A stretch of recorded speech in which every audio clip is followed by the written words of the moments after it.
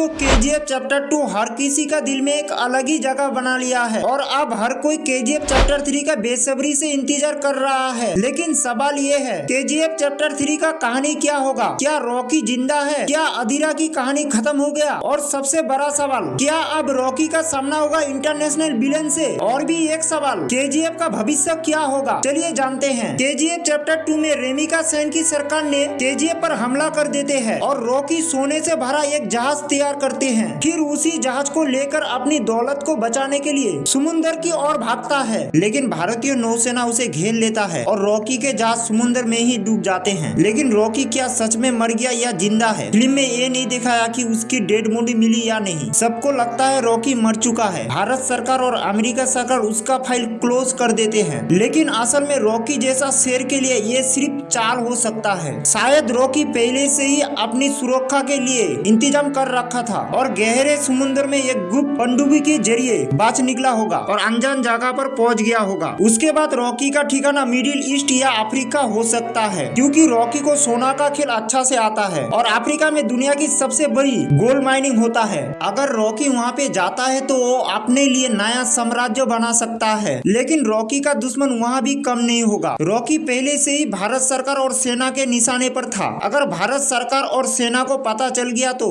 Interpole या अंतरराष्ट्रीय agency उसका पीछा कर सकता है। दूसरी ओर अगर अधीरा बच गया तो उसके लोग बदला लेने का कोशिश करेगा और स्थानीय गैंगस्टर या माफिया के साथ मिलकर हमला कर सकता है। दूसरा और ये भी है, रॉकी फिर से केजीएफ पर कब्जा कर सकता है, क्योंकि केजीएफ केवल सोने की खान नहीं थी, वो रॉकी का सपना और ताकत का निशानी भी था। उसने वहाँ के लोगों को आजादी दी थी, लेकिन सरकार ने उसे डुबा दिया। केजीएफ का भविष्य हो सकता है केजीएफ जैसे सोने का खान था, अभी भी केजीएफ सोने का खान ही है। अगर सरकार ने उसे फिर से चालू किया तो सेना और पॉलिटिक्स का भारी पहारा होगा, साथ ही पॉलिटिकल लीडर का भी हाथ हो सकता है। इधर रॉकी फिर से केजीएफ पर कब्जा कर सकता है। फिल्म में और भी इंटरेस्टिंग है। पहले वीडियो को लाइक और चैनल को सब्सक्राइब कर दो, साथ में घंटी को भी ऑल कर दो ताकि हमारा वीडियो आपके पास पहुंचता रहे। आप बात करते हैं फिल्म में अधीरा की किरदार के बारे में। केजीएफ चैप्टर 2 फिल्म की क्लाइमैक्स में रॉकी भाई और अधीरा के बीच एक जबरदस्त लड़ाई होता है। रॉकी अधीरा को बुरी तरह घायल कर देता है और आखिरकार अधीरा को मौत के घाट उतार देता है। अधीरा की मौत के साथ साथ केजीएफ पर रॉकी का कब्जा हो जाता है, लेकिन कुछ लोगों का मानना है कि अधीरा अभी भी जिंदा हो सकता है। सोचिए अगर केजीएफ चैप्टर 3 में दिखाई गई कि अधीरा को उसके वफादार लोग बचाकर कहीं छुपा देता है और वो वापस ताकतवर बन के लौटता है, और इस बार सिर्फ केजीएफ के लिए नहीं बल्कि रॉकी भाई से बदला लेने के लिए आता है। अगर ऐसा होता है तो केजीएफ 3 में हमें रॉकी और अधीरा के बीच एक और महाकाल मुकाबला देखने को मिल सकता है। दूसरा, केजीएफ 3 में मेकर्स अधीरा के बैक स्टोरी को दिखा सकता है। केजीएफ चैप्टर 2 में अधीरा एक खतरनाक विलेन के रूप में सामने आया था, लेकिन क्या हमने उसकी पूरी कहानी देखी? शायद नहीं। वो कैसे इतना ताकतवर बन गया? उसका अंदर इतना क्रूरता और हिंसा कहां से आया? अगर केजीएफ चैप्टर 3 इसी प्लान के साथ आता है तो ये पहले से भी बड़ा ब्लॉकबस्टर हो सकता है।